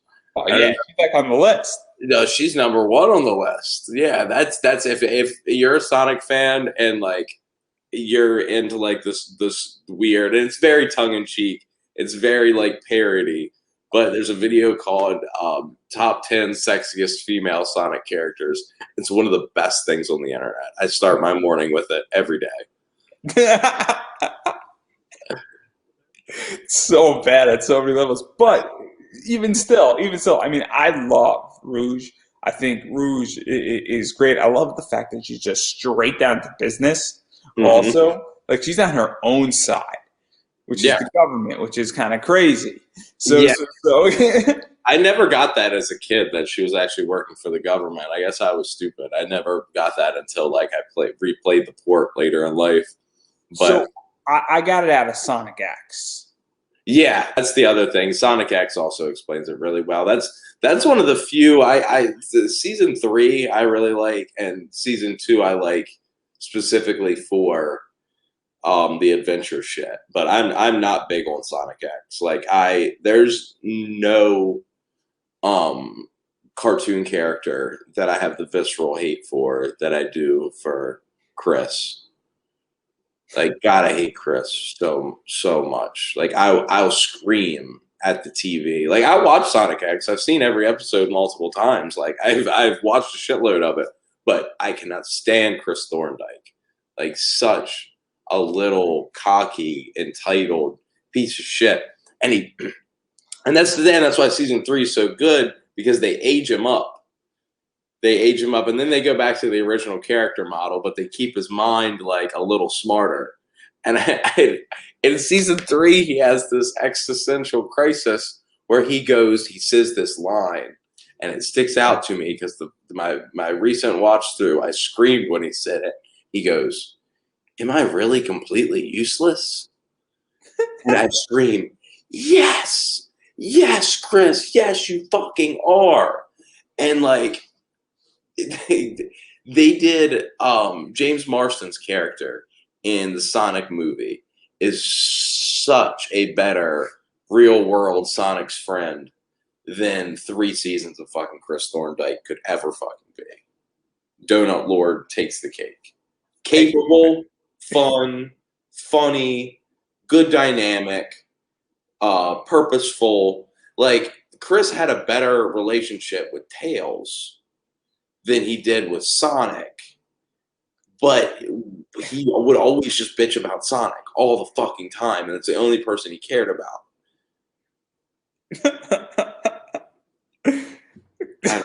I don't know. And then they like just stuck Cosmo with Tails because it's like, I don't know. I like that relationship, but it kind of felt like compensation for like, oh, Tails has like done a lot and doesn't really have a friend because he put all this emotional investment into Chris, who just totally like neglected it to care about Sonic, who's never home, just like his shitty rich parents. I really can't argue with that because it's so true. Fuck Ken Penders. Fuck Chris Thorndike. Fuck Erica Lee. Those are the 3. They can all eat shit. That's the next Christmas trios. It's going to be the Goons against those 3. Did you break Kit Kats in front of Erica Lee? Yeah, sure. Yeah. She reviews Kit Kats on Twitter. It's like, she does do the candy thing, doesn't she? She does. That's fun. She shit on like the sweet tart rope, which I'm a big fan of. It's probably how this whole thing started. It's probably. Usually it's the small thing that turns into a big thing that turns into yeah, always. There you go. That's funny. So let's do a quick round of Sonic the Hedgehog now. Oh fuck yeah! Now we're to the actual Sonic questions that you had planned. That's fucking funny. That's hilarious. I love that so goddamn much. We like answered like half of this stuff. Like legitly, I had 6 pages of questions that had nothing to do with this because I do my homework, and this is how I pivot like this. Because I don't do my homework. I've never done my homework for any subject in school. Just Sonic Adventure. You can always expect Sonic Adventure. So what is the moral lesson of Sonic Adventure 2? Let's start there. I care about other people. I mean, the importance of humanity, and it's something I really greatly believe, that it's like our existence is all about our relationship with other people and how important that is, and not letting revenge and being a vengeful person and spite get the best of you. and make you lose sight of what's important. And it sounds super corny, but goddamn, if I don't fucking believe that shit. Just kidding. I'm so vengeful and spiteful. I need to listen to Maria better. It's so true. It's so true. We all can't be Maria, so that's why we all want to be Shadow. Yeah. What a queen. What a true queen. To me, the Sonic series, like, it started with Sonic in '91, and then it ended with Sonic Adventure 2. Like, if you look at just that, I mean, of course, I love Mania, and I love other games. Generations is great, blah blah blah blah blah. But if you look at those games, it tells such a tight, good, like, finite story. You know what I mean? Like, yeah. And you don't have all the plot holes that you have to worry about with the current thing, and like there's so many questions about where these characters fall in the universe now, and everything was so fleshed out then. I mean, you could explain that all these colorful zones were on South Island, and that was here on the map. You literally could see everything on SA2, but I guess they went back to South Island for like Heroes, but then again, where's the Master Emerald? What's Knuckles doing? Just I think, to me, Heroes was when a lot of lack of story really. Yeah, compromises were made for the sake of the casual fan. And I sound like a shitty Morrowind fan complaining about Skyrim right now, but I think that Adventure 1 and 2 is the perfect in-between for that. And even going further off of all this, because obviously there's the entire Sonic comics. Obviously, Archie did it, and then, for those who don't know, obviously Ken Panders, but then Archie moved forward with it, and then they were doing great with it. A bunch of good stuff came out under Ian Flynn and a few other writers also. Yeah. And then, Archie, basically, they had a parental fight. The 2 owners or 3 owners were fighting with each other, and then they lost the contract, essentially, to Sonic. And then IDW picked it up. Yeah. And so, how do you even feel about that? Because I don't know if you're reading the comics or even paying attention to it, but obviously they almost had to reboot a bunch of stuff. Yeah, they did. They did reboot a bunch of stuff, and they kind of like vaguely hint at the past without directly referencing it, which I think the IDW comics doing great with the Metal Virus stuff going on right now. I mean, I think it's all like really creative, and I like what Ian Flynn's doing. That's who's in charge of it right now, in charge of IDW, right? Ian Flynn, yeah. No, Ian Flynn isn't in charge of IDW. He's the writer. Yeah, that's what I mean. He's in charge of the Sonic IDW. He's the writer. Yeah. I know the people who are in charge, sort of. So. Okay. But not but I think they're killing it over there. I think it's all super interesting stuff. You don't have to worry about like all the cons. Sometimes it's great to like start fresh, right? Like the fucking longest running comic in when it was running, it was the longest running at the time, right? 290 issues. Absurd. And I don't know if that stat makes sense that when they were running, they were the longest running, but at the time they had a legacy that was not like any other fucking comic book. It's nuts, especially for a video game, based on a video game. It's absurd for fucking something to run that long up. It's a pretty crazy. Essentially, and I think Ian Flynn mentioned this on the podcast that he did with you, what is essentially a fucking advertisement for a video game. Yeah. It's crazy where basically Sega was doing the video game and they said, hey, we want a comic because we want to introduce and get that further, revenue. And the entire, comic, while it was producing money and making money, it was meant to, keep the name relevant in the United States, and also is meant to build on the video games. And Ian Flynn did a bunch of video game tie-ins, because all of a sudden, if you're in Barnes & Noble, which is how I used to get my Sonic comics, and those days are long gone, and I was playing Adventure 2. I'm like, oh man, this game looks awesome. I don't know anything about Sonic when I got into Adventure 2. But then I'm like, oh man, that's in the store, Mom. Can I get it? And then I get into the comics, and then I start reading the comics, and then lo and behold, now I've become a comic fan, and I wish I still had those issues, you know. Yeah. I didn't treat them well. I'm like 11 years old, right? Yeah. And so now I'm into that, and then when the next Sonic game comes out, I want it too, because now I know these characters. So it's a great marketing strategy. Yeah, no, it's good. That's I think Sonic the Hedgehog has built an empire, and it's not the most stable empire, but has built an empire unlike any other video game character. With the at its weakest for these medias, like other forms of media, at the weakest it can be very weak. Looking at like Sonic Underground or like the original design on the movie. Like it has its rough points, but the great moments are so fucking strong. So much stronger than your fucking Mario's. Where is your Crash Bandicoot movie? You know what I mean? Like it Sonic kills it. The OVA is fantastic. Like there's so many fucking forms of Sonic. I think the Sonic Boom cartoon, while the video game kind of sucked, the fucking cartoon was great.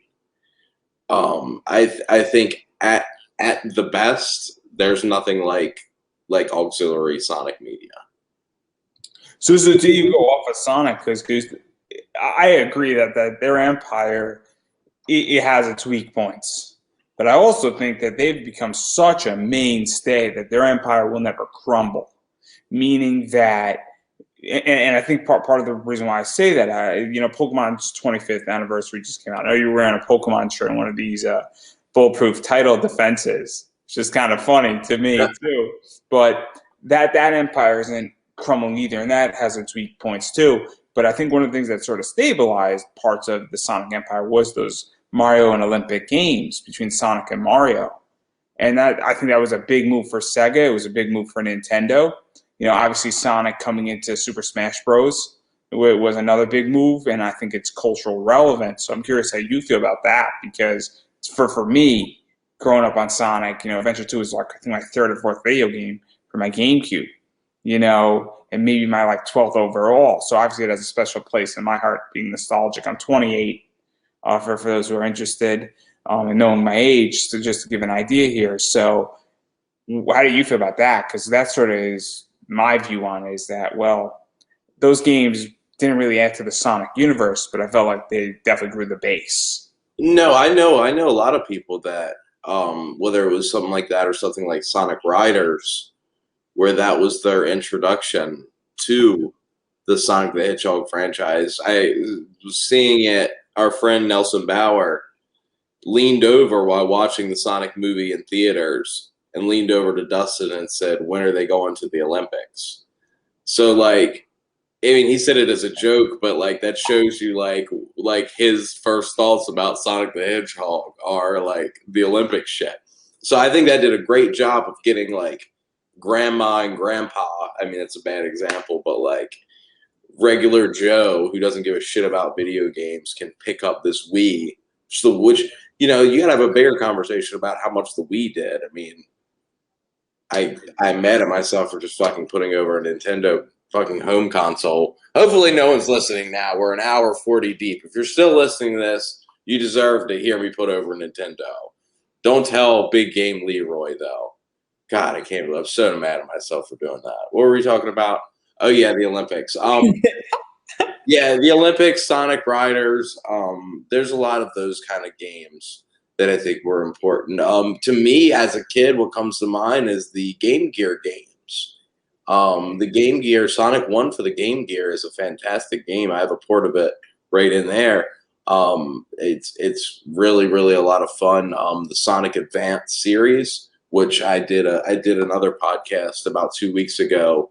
We did a little less time than this one all about Sonic the Hedgehog, though, so probably an equal amount of Sonic talk. But somehow I failed to mention Sonic Adventure.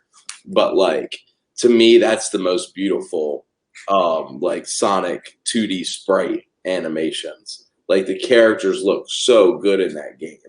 And I think those mobile Sonic games are huge. Fucking Sonic Dash for the phone right now. Great mobile game. I think all those ways you pull the movie, great way to pull casual people in. But let's talk about the movie. What did you think of it? Because I loved it. I loved it. I loved every second of it. I thought I was going to hate it. I loved every second of it, and I was so happy to be wrong. Yeah, no, I went in with super low expectations, but I was pretty fucking stoked about it. Jim Carrey's great. Like, if you're not a Sonic fan and you're like, why should I see this stupid movie? I'll tell you Jim Carrey. Jim Carrey is like full on Jim Carrey mode, and it's like perfect for Eggman. Oh, Smash! Smash was the other thing. We didn't talk about Smash, but Sonic in Smash is obviously huge. Smash is massive, and we're all waiting for Eggman to be in Smash now. Next, hopefully, knock on wood, that happens. We'll see. And I also think just Sonic's finisher with him just like legitly becoming Super Sonic, and like the goal was also a massive nice touch. Yeah, and it just sucks that he's like banned from competitive play or whatever. Isn't he? Isn't he like super hated on like because he's like people spam him or some shit? I don't even know anymore. I haven't played Smash. I moved up to an Xbox, so clearly. Yeah, fuck Nintendo. I might be buying a Switch though. I've been thinking about buying a Switch too. Actually, I want to play Pokemon. Yeah, that Pokemon looks fucking insane. The one that came out they released the trailer for the other day. That shit looks absurd. You can roll like it's fucking Jack and Daxter. I'm like, what is happening? Oh, it's gonna be awesome. I'm thinking about it, but I want to buy a like Pokemon Switch. It'll be super cool. Like all customized, like bonus stuff, all the good cool stuff. Yeah. I wasn't gonna go buy an Animal Crossing Switch. I just couldn't do it. That was earlier. That was like this time last year, right? Yeah, and I didn't understand it. If you were setting up wrestling rings, and I'm like, great. That's exactly what we need. Wrestling and Animal Crossing. That's exactly what we need here. So even going further, because I don't want to keep you here all night as much as I love talking about Sonic. Yeah, as long as you're talking about Sonic, I'll stay up as late as you need me to. Who has the better levels in Adventure 2, Sonic or Shadow? Sonic, because of City Escape.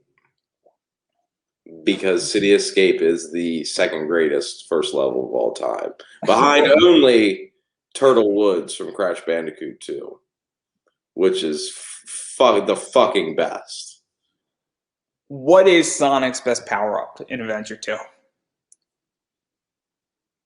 That's the best the light speed dash has ever been. The ring dash, that's the best that power-up has ever been. It's sloppy in literally every other game. So you're not a fan of the bounce bracelet? Because I love the bounce bracelet. But the best is the bounce bracelet. For sure, the best is the bounce bracelet. I love the bounce bracelet, and that hasn't came back enough. Fuck parkour. Give me the bounce bracelet. Yeah, I love the bounce bracelet. I think the bounce bracelet is the best, especially when you get the fire-like thing. Yeah, that's another cool one, but that's like, standard. You just have a stronger attack. That's not fun. No, bounce bracelet, because once you get in the Chow Garden, like, my favorite thing is to just get, like, hammered drunk and go into the Chow Garden and just bounce with the fucking bounce bracelet and just bounce all over, like, the garden. Oh, my gosh, it's just so much fun to control. Sonic controls perfectly in that game. Perfectly. That is true. I enjoy flying around as Tails, Knuckles, or Rouge. Yeah, and being able to like be Tails in that garden, so much good. And people use that to shit on the game, like, oh yeah, you can't be Tails normally, but whatever.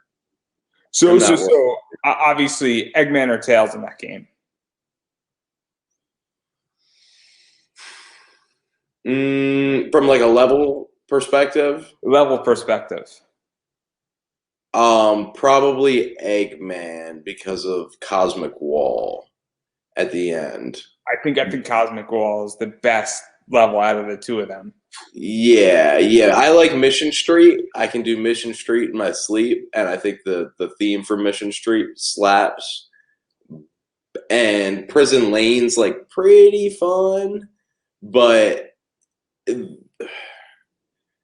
probably about even. But maybe I'd probably have to give it to Eggman because there's nothing as fun as just flying across that level as Cosmic Wall. I hate Tails' last level. I can't even remember what.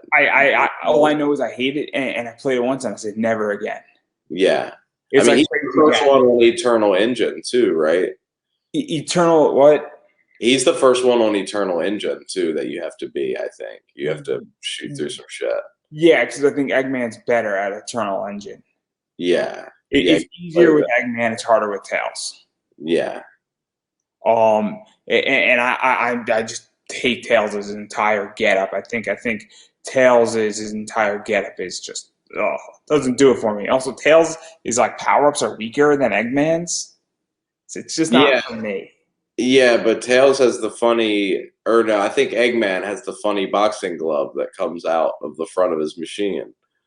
He does. That automatically makes him better. And then obviously I'm going to ask you Knuckles or Rouge, because that's a tricky one. They both got really shitty levels, right? Like Aquatic Mine is such a pain in the ass if you don't have the breathing underwater power up. But Meteor Herd is like objectively awful, especially because, Meteor Herd is fun, but Mad Space is like really, really awful. The Rouge level where you're in space. I don't know. They're both bad. I'm better at. I like the Knuckles one because I like going up to the top of Meteor Herd and just dropping and doing a drill dive just like all the way down the map. Like I really enjoy that map actually. I hate Meteor Herd. I can't beat Meteor Herd. Oh, really? Like I can't get 100 rings on that thing. Yeah. No, that's tough. There's not a lot of rings. That took me a long time to beat too. But you can do it. You got to go way up there. That's the thing. You got to go way, way up top and kind of work your way down.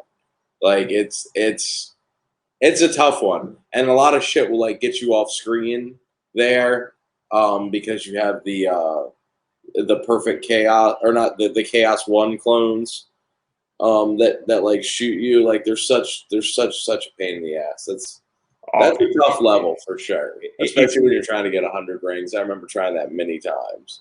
Every other mission on that entire thing, it took me on Mad Space. It took me like 50 lives to do it with Rouge. It's so sick, and I hate that fucking level.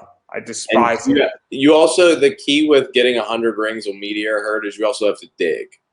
Like you have to like dig a lot, and you have to like know what kind of places you have to favor with your digging. But no, that's definitely a pain in the ass. A lot of those like time trials and a lot of those auxiliary missions are a pain in the ass. I beat them all. I haven't got A ranks on all of them, but I have beat them all. That was a recent development. I think 3 months ago is when I finally did it. But now I'm playing through on a Genesis controller, which is absurd. Fun. Yeah. I can't even like jump as far. It's awful. I got 100 like trophies or emeralds or whatever they're called, and then I just stopped because I couldn't take it anymore. Like I said, the other 80 are just not going to happen. Maybe I could get another like 20. Yeah. Figuring it all out, but I'm not going to be able to go beyond that. And then one more question. So you got 3 answers with this one: dark, regular, or hero. Chao Garden. Which one's your favorite to be in? Give me the original Dreamcast version of the Dark Garden, which has the really cool. Wait, no. Yeah, that's got like the really cool cave in it that you can go in. And it's got like this really cool like lava pool in the cave. That's really awesome. Also in that same game, the Hero Garden had this like hill that they cut out. That was really cool. And Tails could drown in the pool there because he was so short, which is weird that he even had an animation for that in that game. That's hilarious. Yeah. That is funny. And then one more question you're going off of that. Races or Chow Karate? Chow Races. because I'm Dreamcast all the way, baby. Fuck Battle. Fuck the port. Give me the original. I love Chow Karate. I think Chow Karate is the best thing ever. I enjoy it. I like it, especially when you have a power Chow and they just destroy the other Chow. You knock them completely off the stage. I've had one shots in Chow Karate. So sick. And also, I don't feel as bad because it's like a mercy kill where you didn't like complete their entire thing. So I don't feel so bad when they're just upset, but they're not dead. Yeah, it's painless, right? So you won in a non-violent manner. Yeah, and then you take them out to the lobby and you get your bounce bracelet and you just mercilessly beat the shit out of it. Exactly. Yeah. They don't get used in the ring, you know? Yeah, exactly. That's what I'm going to do to Erica Lee. I'm going to put on my bounce bracelet and beat absolutely do that. I will be enjoying that match. It happens. Fuck yeah. I will be, if it's not in the first round, I will hope it will be in the second round. And if it's not in the second round, I will hope it will be in the finals. Hope so. You're going to have to tune in and find out. All we know is that I'm going to beat the piss out of Molly McCoy. That's my first round matchup that is announced. So, well, that's going to be a fun match too because Molly McCoy is killing it right now. Yeah, I'm gonna kill her. I have complete faith, and I'm gonna be putting $100,000 on it. So yeah, casino night. You're gonna see me very upset when you lose. It's gonna be so bad. They're not gonna beat me. Come on, look at them, little nerd. So obviously we have a lot more Sonic to talk about, but I don't want to keep you here all night. We're gonna do this again eventually. Yeah, next time though, it's got to be all Sonic, no wrestling, because we could have cut a whole 50 minutes out of this if we just not talked about the stupid wrestling shit. Who wants to hear about that? Come on. See, I want to give my fans something wrestling and a hell of a lot more of other things. I literally cut out 5 pages in 4 hours worth of work. I like that attitude. See, I adapt into the circumstance. I love it. Next time I come on, don't prepare. I will be absolutely not preparing at all, but in the meanwhile, I do want to give you an opportunity to promote yourself. So obviously, I know you have a Twitter. I know that I'm assuming because everybody has a Facebook page at this point. Obviously, people have Instagrams. I know you got a Pro Wrestling Tees, as you mentioned. You got that Sonic shirt. And I don't know if you have any other social media, website appearances beyond the Super 8 and Cassandra Cup that's coming up. Obviously, Camp Leapfrog Live as well. Yup, we got Camp Leapfrog Live on the 20th, Cassandra Cup on the 28th. The boys, we're making our pizza party debut very soon. We got all kinds of cool stuff. We got a big surprise coming up. I don't know if it's coming up later this week or when exactly it's going to come up, but we got a big, very fun thing that involves all of the goons, everybody from the entire Gooniverse is going to be involved. It's going to be a blast. You can get more details on that, though, at the Shooter Cam on Twitter, Killian McMurphy on Instagram, Killian McMurphy on Pro Wrestling Tees. Got a lot of really cool designs. If you liked hearing me talk about video games, we have a Elder Scrolls podcast that comes out occasionally, but we just dropped a new episode last week. So tune in on Spotify or wherever you listen to podcasts. And don't forget to watch the latest big goddamn cinematic that's available on all my social medias, including my YouTube channel. So subscribe to that and you won't miss any of the goofy, dumb shit that Dustin and I do.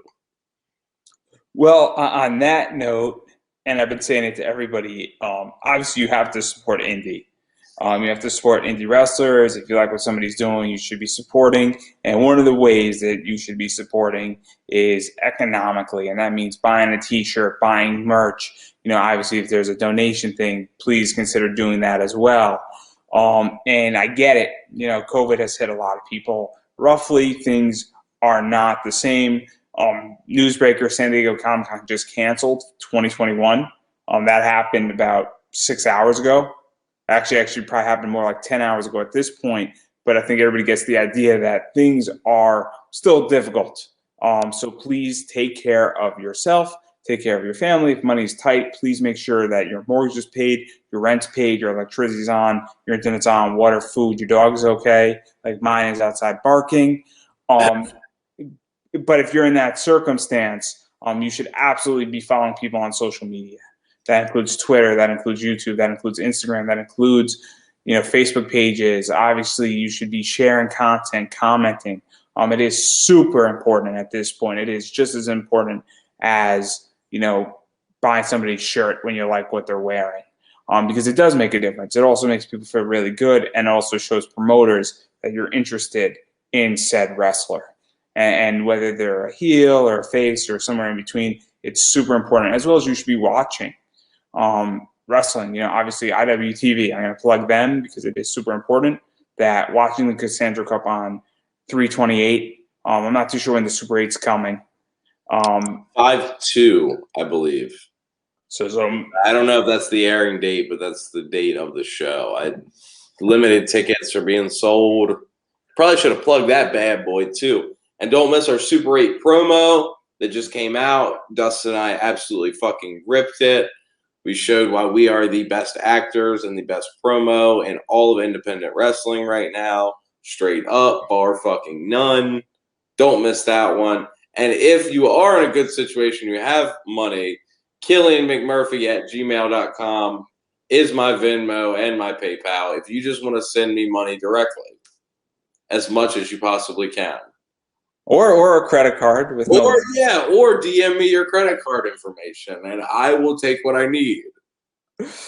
Well, on that note, and usually I give everybody the final word, but I'm not too sure if we could top that. I love it.